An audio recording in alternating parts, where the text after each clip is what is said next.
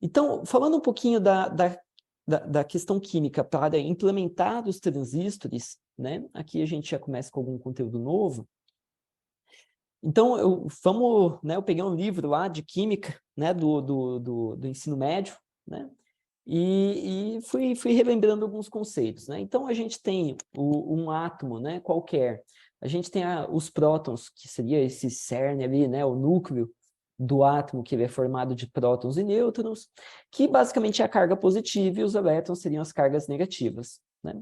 Então, toda vez que um átomo perder elétrons, ele vai ficar carregado positivamente. Toda vez que ele ganhar elétrons, ele vai pender para o lado negativo, né? Ele vai ficar carregado negativamente. Legal. E aí tem os nomes, né? Quando ele ganha elétron, né? Com o nome dele, quando ele perde elétrons, tudo mais. Legal. E aí, né, se a gente lembrar lá do ensino médio, né, os átomos, eles têm os elétrons em volta dele e ele tem as camadas, né, desses elétrons. E nós estamos interessados sempre na última camada desse átomo, né? E toda vez que... Então, ele tem 7 camadas, e basicamente um átomo ele é estável, né, quando ele tem 8 elétrons na camada mais externa dele. Tá? Então, esses 8 elétrons pode ser porque ele já é assim, né, esse átomo, ou pode ser por união com outros átomos, né? Legal, e aí ele pode ter vários tipos de união, né, para trocar elétrons entre si, né, e essa união, ela tem como esse objetivo de atingir essa configuração eletrônica de um gás nobre, que seria 8 elétrons na última camada, na camada de valência. Beleza, e aí tem os tipos de ligação iônica, covalente, metálica, né? Então, o meu objetivo não é entrar em detalhes nessas questões químicas, mas só para a gente relembrar elas um pouquinho, tá? E aí, quando a gente pega a tabela periódica que está aqui, né? Se a gente pega, por exemplo, o silício, né, que está aqui circuladinho, né? Ele é um camarada que ele tem 14 elétrons, não é isso? E ele tem 4 átomos, né? 4 elétrons na última camada dele, tá? Então, ele é bem interessante. Esse daí é o material escolhido, né, pelos físicos, né, o material escolhido historicamente para fazer os transistores, né? E ele é um material escolhido também porque ele pertence a essa camadinha aqui amarela, que seria os semicondutores, né? Então, dependendo da condição, ele conduz a eletricidade, dependendo da condição, ele não conduz, né? Ele é um bom isolante. Então, ele é um material interessante, né? Todos esses materiais aqui são muito interessantes por conta disso. Legal. Então, ele tem aqui, né? Ele tem 2 elétrons, depois mais 8, depois mais 4. Né? Na real, então, ele não tem 8 na última camada, ele só tem 4, então ele não atingiu a estabilidade. Mas o que é legal é o seguinte, quando a gente coloca vários átomos de silício conectados ali, juntos, né? Eles se conectam, eles trocam elétrons. Então, eles se tornam um material muito duro, também por causa dessa conexão muito forte, né? Que é essa ligação entre esses átomos. E a tendência dele é de ser isolante, porque ele não tem nem elétrons demais na última camada, nem falta de elétrons na última camada. Então, ele tende a ser um bom isolante. Beleza. Então, com base nesse material, né, no silício, para fabricar um transistor, a gente escolhe alguns materiais para aumentar a performance. Seria, assim, materiais para fazer com que ele não seja somente um isolante, né, o silício. Por exemplo, materiais que são chamados de dopantes, né, que eles vão ter um elétron a mais ou um elétron faltando na última camada. Né, vai fazer com que, quando conectado ao silício, ele não vai estar estável, ele vai estar ou com elétron sobrando ou com elétron faltando. E aí os materiais mais comuns seriam utilizados é o boro, né, porque ele tem 3 elétrons na última camada. Então, quando eu coloco o boro numa estrutura de silício, o que vai acontecer vai faltar elétron para se conectar. Então, para atingir aquela configuração de 8 elétrons na última camada. Com isso, eu tenho basicamente um buraco solto, eu tenho uma falta de elétrons, um buraco. Tá? Ou eu posso usar o fósforo, né? Adicionar alguns átomos de fósforo nessa conexão com o silício, e o que vai acontecer é que eu vou ter agora 9 elétrons se eu conectar. Então, eu vou ter um elétron sobrando na última camada. Né? E esse elétron ele fica mais livre. Né? Então, quando eu faço essa dopagem de material, esse material resultante ele é um bom condutor elétrico, tá? Naquele lugar onde eu fiz a dopagem. Então, imagina, eu tenho uma pastilha de silício enorme, eu pinguei uma gota de boro, eu joguei no forno, aquele boro ele vai se conectar ao silício, né? Dependendo da temperatura desse forno, e aí esse material, aquela gota agora é condutora, o restante ainda não. Tá? Beleza, então aqui só um zoom ali na tabela periódica, né? Então, o que a gente vai ter é isso, né? Se a gente dopar o silício com fósforo, a gente vai ter um elétron livre aqui, ou, se for com boro, a gente vai ter um buraco livre, né? Porque ele vai estar faltando um elétron para se conectar, né? Legal. Então, quando a indústria faz um transistor, né, MOS, ele vai trabalhar com os 3 materiais, que é metal, óxido e silício, basicamente. E além dos dopantes, que é o boro e o fósforo, ou pode ser algum outro equivalente. Só olhar na tabela periódica qual que tem 3 elétrons na última camada, ou que tem 5 elétrons na última camada, são materiais que eu poderia eleger para fazer isso, né? A grosso modo. E o que se faz, então, é um transistor complementar, onde a gente tem uma deposição, né, um material dopado sei lá, com boro aqui no corpo do transistor e 2 com fósforo, esse tipo de coisa, né? Então, eu vou deixar negativamente, uma carga negativa aqui, e positiva aqui, ou vice-versa, tá? Então, são sempre complementares. Legal. O isolante, que é um tipo de óxido de silício, que é um ótimo isolante, tá? E o metal, por exemplo, alumínio, que é o metal que vai acumular cargas, né, para fazer o nosso transistor funcionar através de um campo magnético, tá? E como que isso é feito? Seria mais ou menos o seguinte. Então, a visão geral, né? Eu vou ter um conector aqui com a carga que eu quero transmitir, por exemplo, e aqui seria onde eu quero conectar essa carga. Então, o meu sonho aqui é fazer o quê? Ora, fazer com que a carga saia do source e chegue até o dreno, dependendo do gate receber cargas ou não. Tá? Então, se o gate for carregado, né, eu quero que, ou descarregado, eu quero que haja uma conexão aqui, né, feche um canal de transmissão de corrente elétrica. Tá? Legal. E o que mais, né? Então, como que isso funciona? Basicamente assim, se a gente olhar, né, de perto, aqui eu tenho um material sobrando elétrons, aqui eu tenho material faltando elétrons na última camada. Né? O que é um ótimo isolante, porque alguns desses buracos livres são atraídos, alguns elétrons passam para cá, e isso forma ainda um isolante melhor ainda.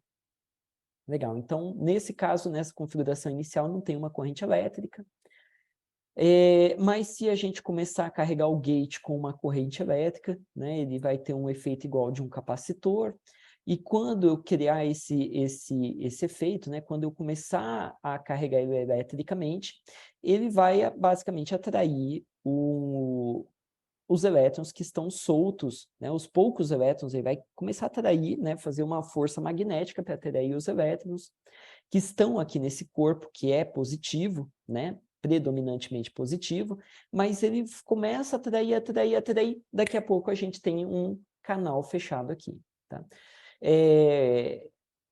N problemas que podem existir aqui ligados à engenharia elétrica, ligado, né, essa parte de física realmente, né, que está conectado aqui nesse transistor, tá?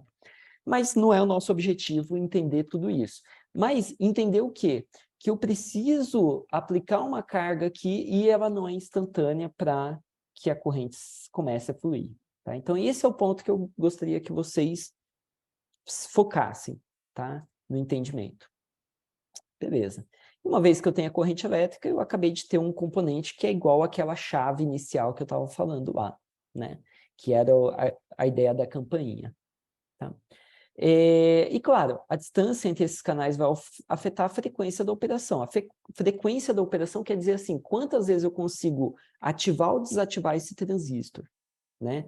Quão rápido eu consigo, não quantas vezes, mas quão rápido eu consigo, ou quantas vezes eu consigo num segundo fazer isso. Tá? Então, claro, né, se eu consigo pensar também que, olha, se eu colocar esses dois caras muito próximos, eu posso ter alguma corrente de fuga, eu vou ter vários problemas elétricos, eletrônicos aqui ocorrendo. Tá? Bom, então eu consigo fabricar esse transistor de duas formas, como eu estava dizendo, né? N carregado negativamente, positivamente, negativamente, ou o contrário, positivamente, negativamente, positivamente aqui também. Tá? Então, se eu tenho os dois conectores ali negativos, é o NMOS, se eu tenho os dois conectores positivos, seria o PMOS. Tá? E aqui seria como eu represento isso na circuitaria. Tá? E aqui a nossa primeira porta lógica, né?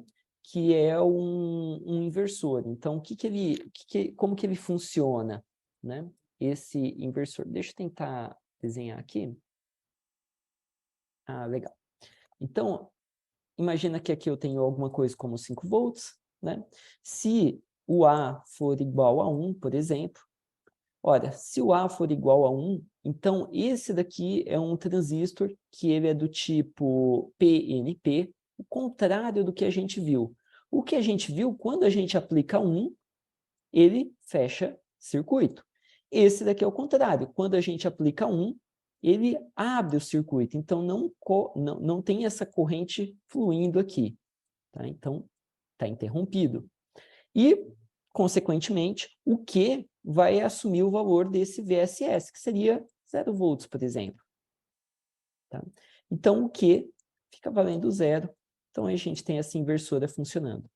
Quando 1 ele começa a mudar, né? Então, quando A, vamos supor que eu mudo o sinal de A, de 1, ele agora começa a valer 0. Né? Bom, quando começa a ter essa mudança, o que a gente começa a acontecer é o seguinte, se eu tenho 0 aqui, quer dizer que eu comecei a descarregar aquele metal do transistor que estava carregado. Né? E logo, isso daqui vai parando de transmitir, né? E, ao mesmo tempo, aqui eu começo a ter um circuito fechado, onde eu começo a ter transmissão de corrente elétrica. Então, nesse sentido, o que acontece? Eu agora sim tenho os 5 volts fluindo aqui para a saída. Então, agora, o meu sinal vai ser igual a 1, né? Não vai ser mais igual a 0. Então, a gente tem um inversor e ele tem isso daqui.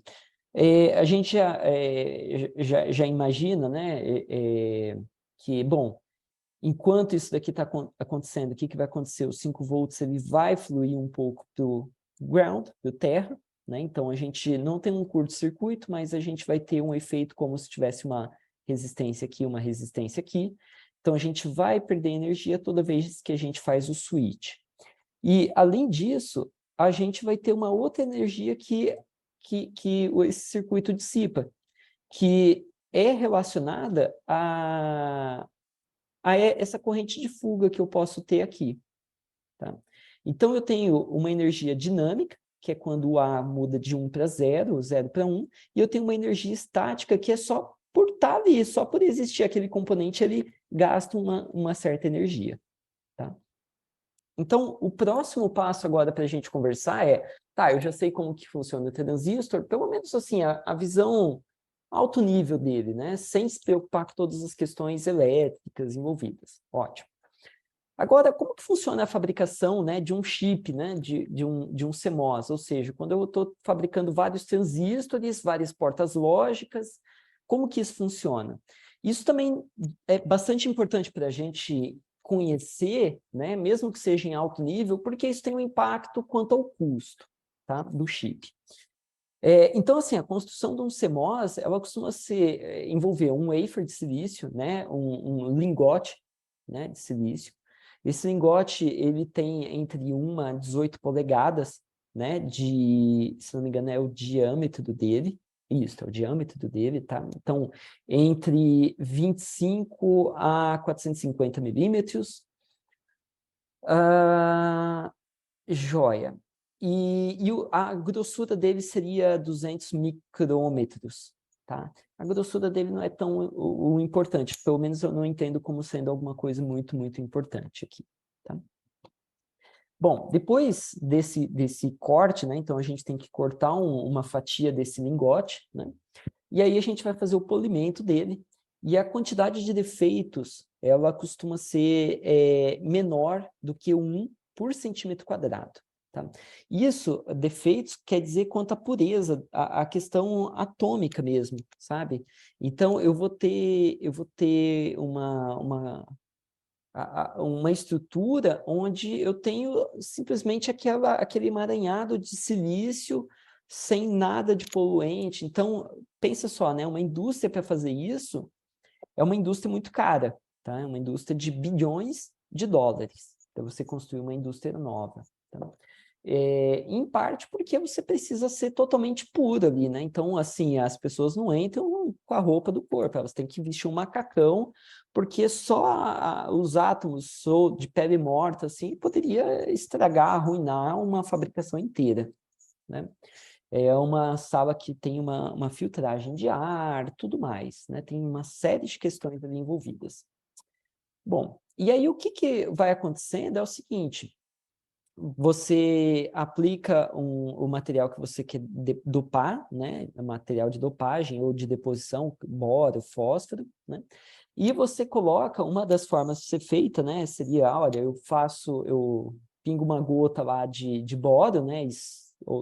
Coloco o boro na camada toda do silício, e eu coloco aquele silício sob ultravioleta nas áreas, né? Então, eu projeto ultravioleta nas áreas que eu quero dopar realmente.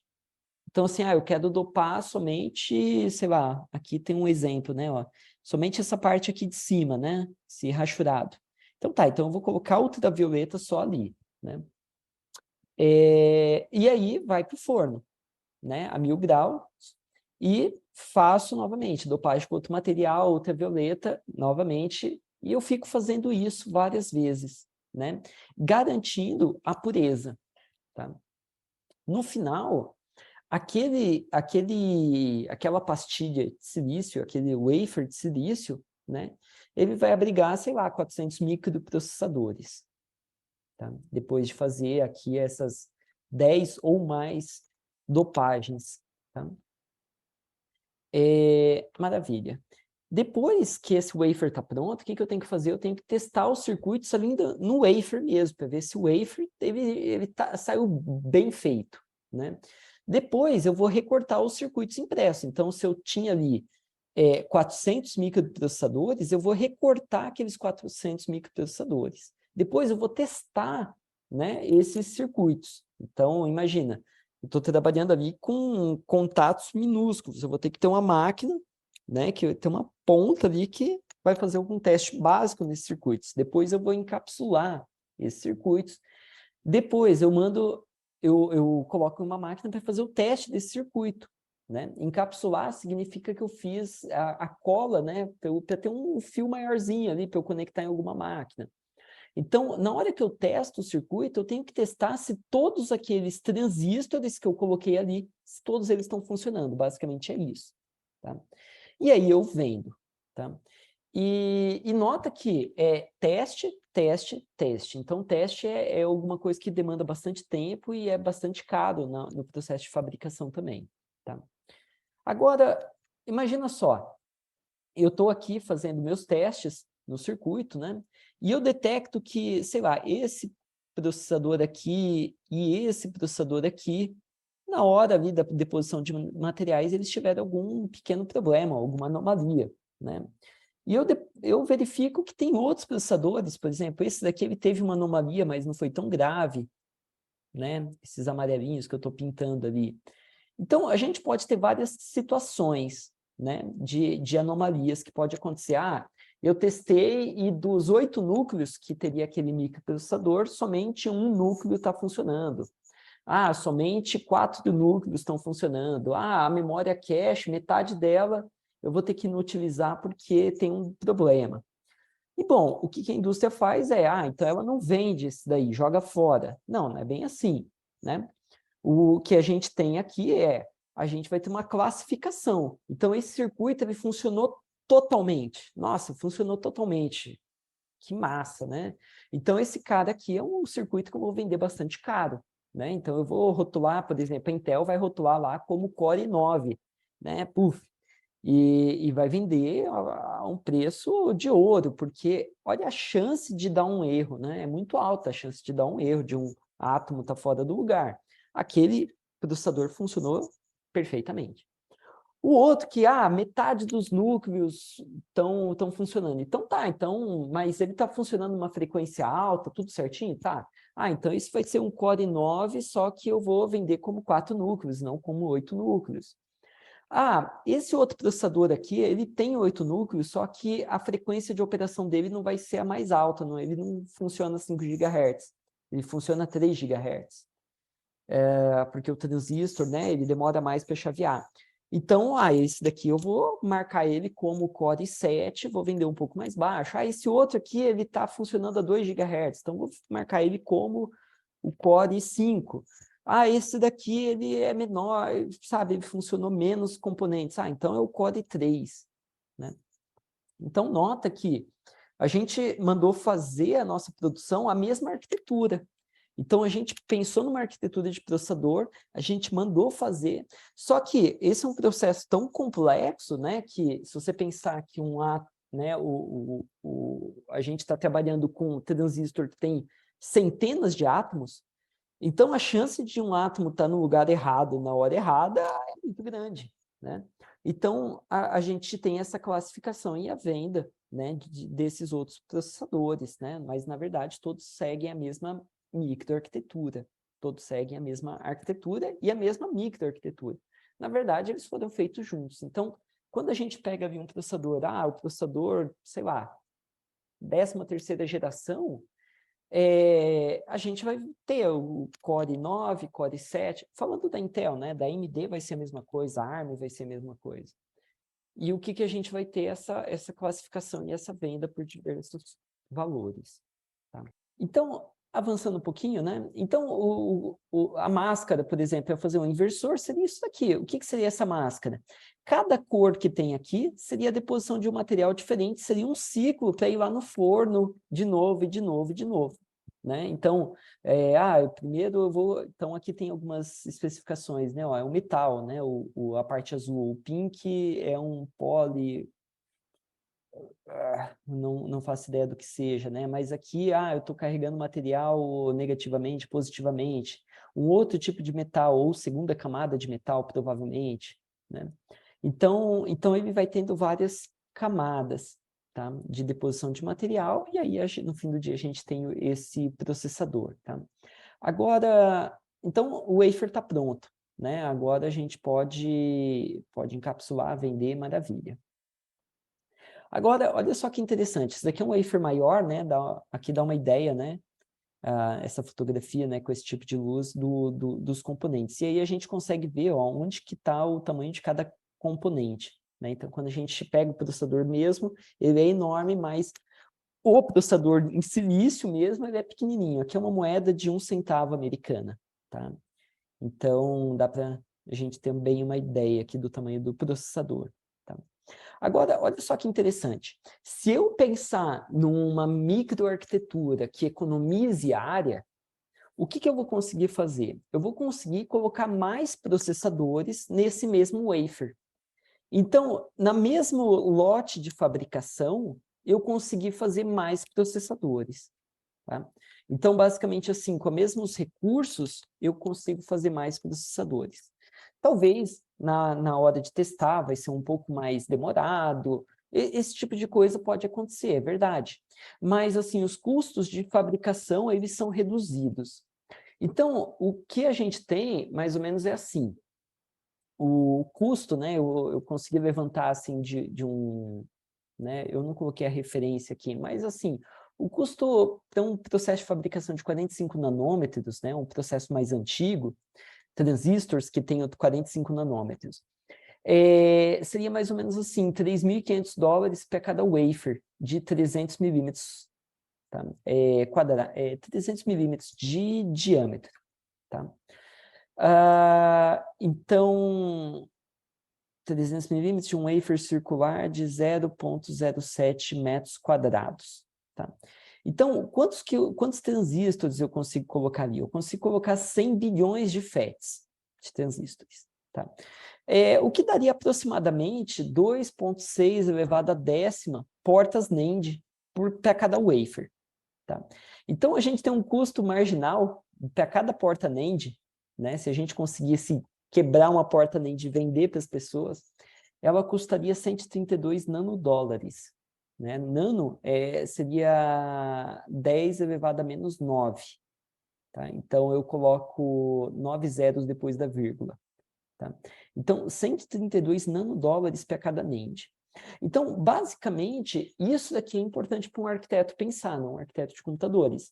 Olha, se eu conseguir reduzir a área do meu processador, isso vai se traduzir em um processador mais barato lá no final, né? Porque eu estou usando menos portas NAND tem um custo envolvido.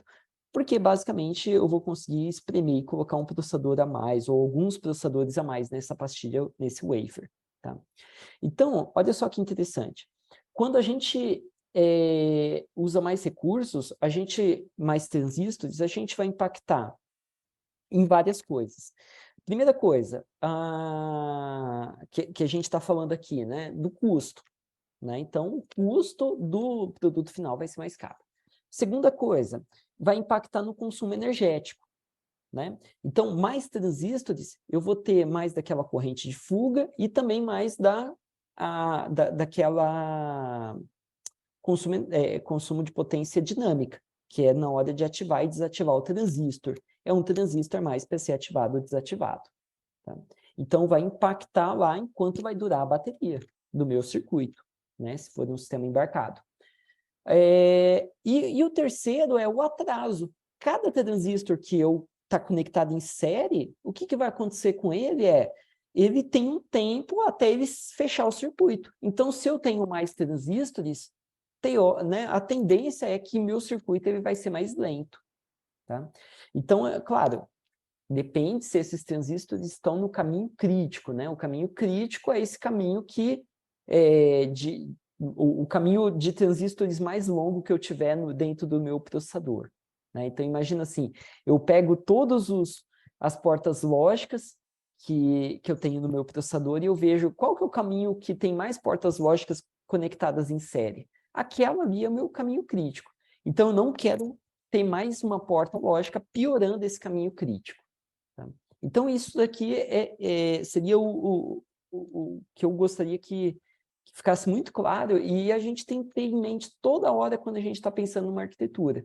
Porque, assim, eu não posso simplesmente falar, eu vou usar uma tabela para fazer o meu mecanismo novo, vou usar uma tabela enorme lá no meu processador, que vai ser implementada no silício.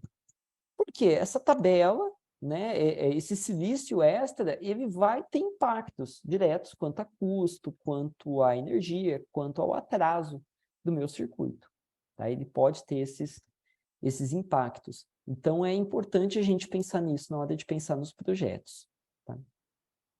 Então, um exemplo aqui, né, esse Intel Core i9, né, ele era uma palavra de 64 bits, é um processador da Intel que tinha o conjunto de instruções vetoriais, também AVX2, SSE 4.2, 4.1, e ele era fabricado em 7 nanômetros, tá?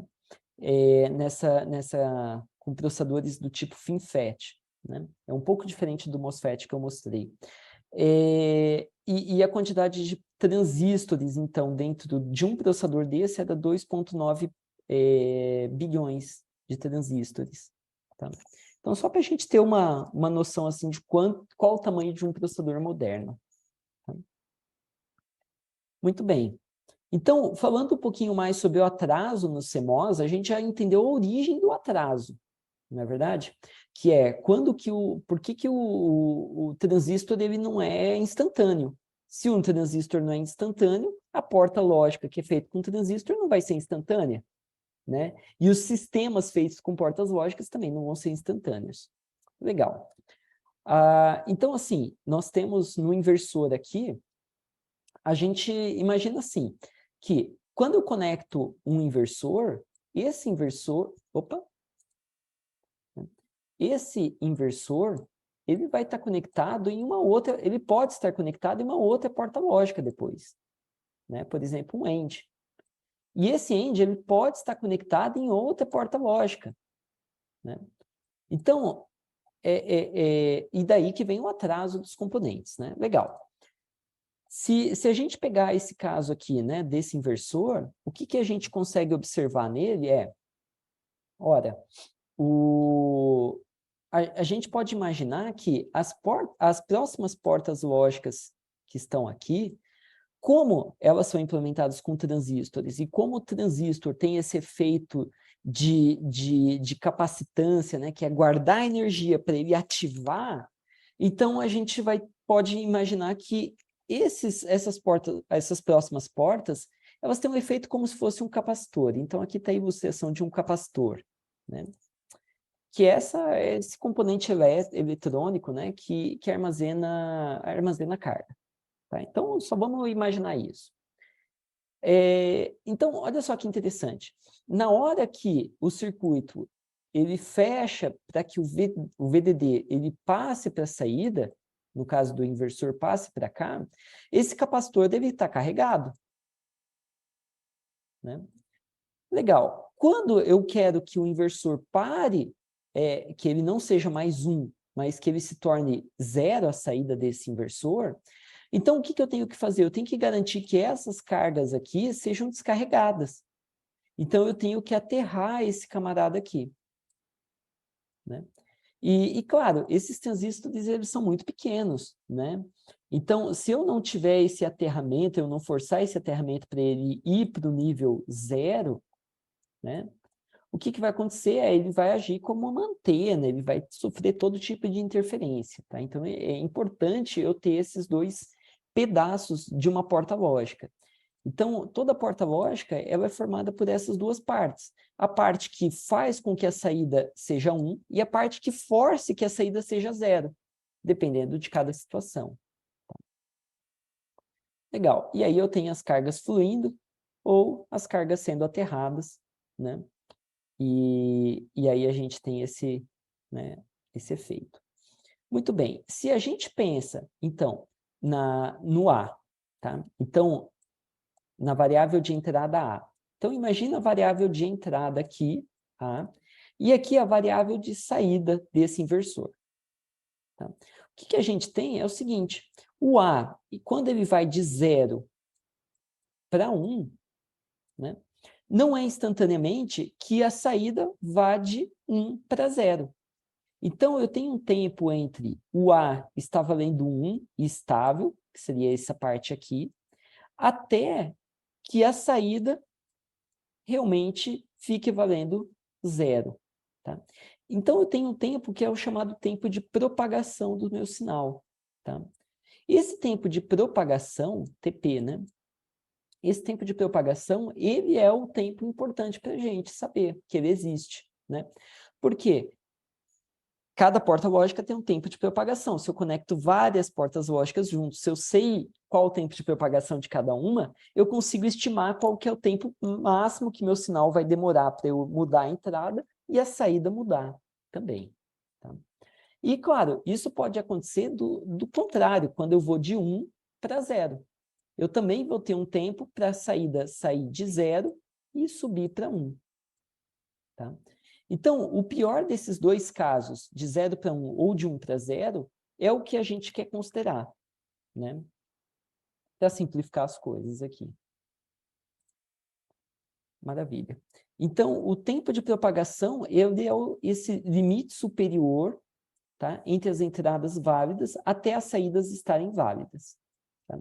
Então, esse daqui é o tempo de atraso que é importante para a gente saber que ele existe. Tá? Então, se eu souber o tempo de propagação de cada porta lógica, eu consigo estimar qual que vai ser a frequência de operação do meu processador. Por quê?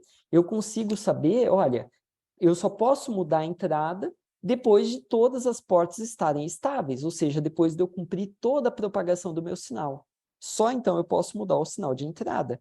Então, a frequência vai ser dada por esse tempo aqui de propagação. Beleza. Então, avançando um pouquinho, tá? A gente tem o inverso também, que é mais ou menos assim, olha, a partir do momento que eu mudei a entrada, depois de um pequeno momento, a saída começou a mudar. A saída ficou instável. A saída que estava rígida aqui em 1, ela começou a variar, né? Então, aqui seria o segundo o segundo atraso importante dos circuitos, que é o tempo de contaminação. O que é o tempo de contaminação? Então, o tempo de contaminação é quanto tempo, quando eu mudo a entrada, a saída fica sólida ainda, fica estável, aí depois ela começa a criar uma instabilidade. Tá? Então, nesse tempo de contaminação, ainda a saída está válida. Depois desse tempo, a saída está inválida, eu não posso utilizar mais ela. Tá? Para a arquitetura de computadores, o tempo de contaminação não é o mais importante. O tempo de propagação realmente é o mais importante. Tá? Mas só por completude, eu acho que faz sentido a gente falar da contaminação também. Agora, beleza. Então, basicamente seria assim. A partir deste momento aqui, se nesse momento é quando eu tenho a instabilidade, o meu circuito aqui está instável, eu não posso garantir nada, que ele é 1 ou 0 nesse tempo. Tá? Então, toda vez que eu estou sofrendo a contaminação, eu já não posso usar aquela saída para nada. Tá? Legal. Então, assim, vamos pensar um pouquinho, né, para vocês pensarem. Qual que seria o tempo de propagação desse circuito e qual que seria o tempo de contaminação desse circuito? Então, assim, quanto tempo eu vou demorar, no pior caso, para propagar o sinal e o Y estar pronto? E qual é o pior caso também para eu contaminar a saída Y? Se eu mudar as entradas, quanto tempo eu demoro para contaminar o Y e o Y ficar instável? Né? Então, pensem um pouquinho. Então, olha só, se cada porta NAND, né, tiver esse atraso de propagação de 4 nanosegundos, então, qual que é o pior caso? O pior caso é o caso mais longo, é o caminho crítico desse circuito. Então, o caminho crítico é se o sinal tiver que propagar por aqui. Ou seja, se a variável C mudar. Se a variável C mudar, ela pode implicar numa mudança nessa porta AND ou NAND, NAND no caso, né, tem a bolinha aqui, vai impactar nessa outra NAND, vai impactar nessa outra NAND, pode impactar. Né? Então, eu tenho que considerar esse pior caso, esse caminho crítico. Tá? Então, o tempo de propagação aqui, 12 nanosegundos, porque eu tenho 3 portas lógicas de 4 nanosegundos cada, tá? Para passar. Então, olha só que interessante. Se eu quiser mudar esse circuito, colocar mais portas lógicas, para melhorar ele de alguma maneira, sabe? Fazer mais um truque com ele, seria muito interessante que eu não adicionasse portas lógicas nesse caminho crítico, no caminho vermelho aqui. Porque isso vai impactar no tempo do meu circuito, desse circuito aqui. Tá?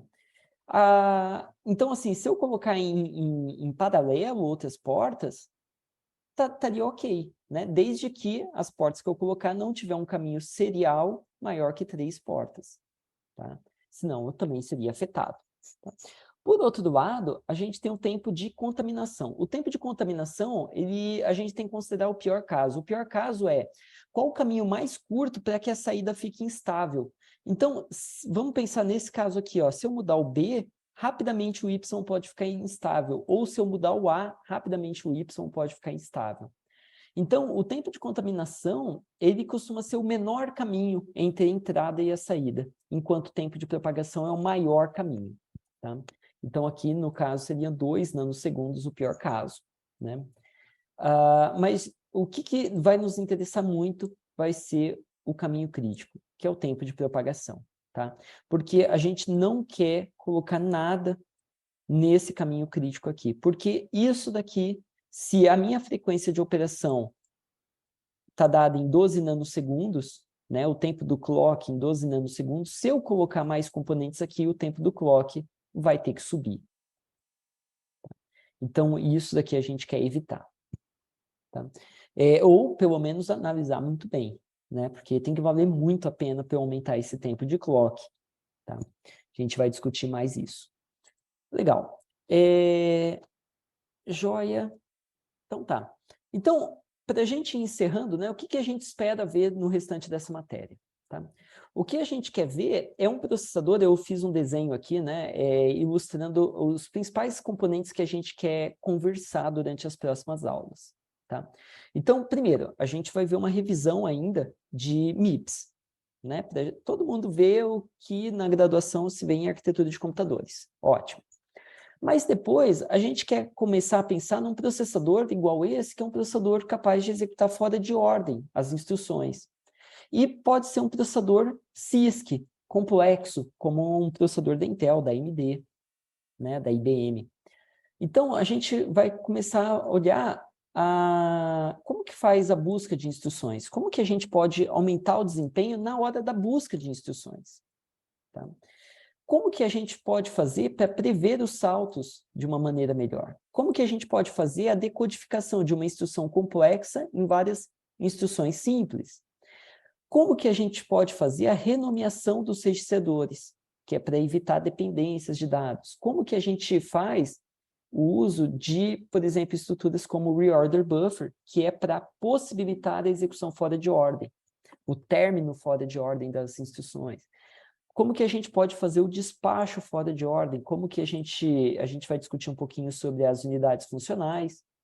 A gente vai discutir sobre o RAT, né, o Register Alias Table, que é a renomeação de registradores. Tá?